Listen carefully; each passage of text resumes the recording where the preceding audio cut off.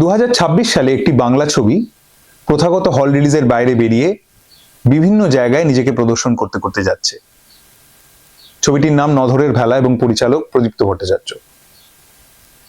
কিন্তু এমন ঘটনা কি ভারতবর্ষেই প্রথম? তা কিন্তু নয়।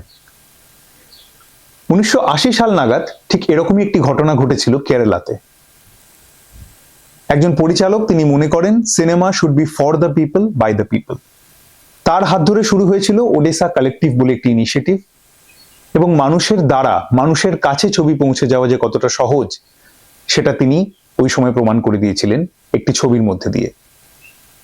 পরিচালকের নাম জন আব্রাহাম এবং ছবিটির নাম আম্মা আরিয়ান, যেটা এই বছর কানজে সিলেক্ট হওয়া একমাত্র ভারতীয় ফিচার ফিল্ম।